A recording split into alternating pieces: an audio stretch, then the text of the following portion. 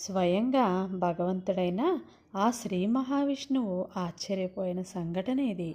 ఒక భక్తుడు ఆయనపై విటుక వేసి, ప్రభు, దీనిపై నిలబడండి, నేను తర్వాత వస్తాను అన్నాడట. ఆ రోజు నుంచి ఇప్పటి వరకు స్వామివారు నడుము మీద 2 చేతులు పెట్టుకొని నిలబడి అలాగే ఉండిపోయారు.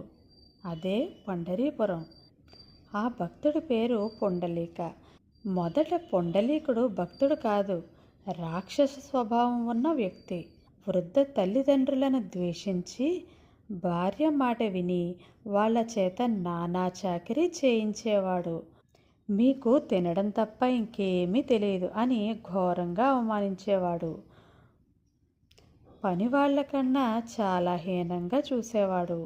ఒకసారి భార్యతో కలిసి తీర్థయాత్రలకు వెళ్ళేటప్పుడు తన తల్లిదండ్రులను కూడా తీసుకొని వెళ్ళాడు. ప్రేమతో కాదు సుమా, బరువులు మోయడానికి.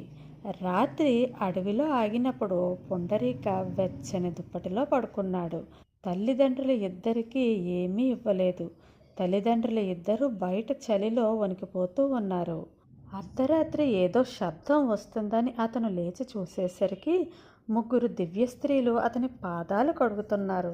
పాదాలు కడిగిన వెంటనే ఆ స్త్రీల మురికి బట్టలు కాస్త శుభ్రమైన వస్త్రాలుగా తయారయ్యాయట. ఆశ్చర్యపోయిన పుండలీక ఆ 3 దివ్య స్త్రీలని అడిగాడు, ఎవరు మీరు అని.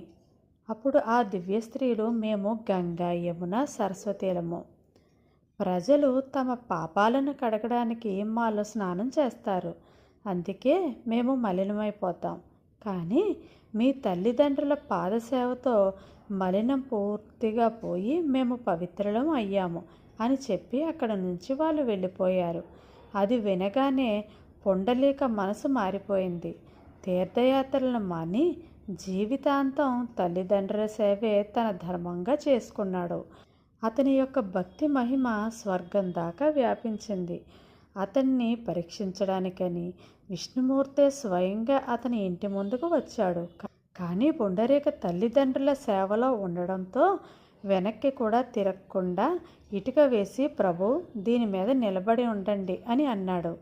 భగవంతుడు చిరునవ్వుతో ఇటుక మీద నిలబడి 2 చేతులు నడుము మీద వేసుకొని పుండరీక, పుండరీక, పుండరీక అని 3 సార్లు పిలుస్తాడు.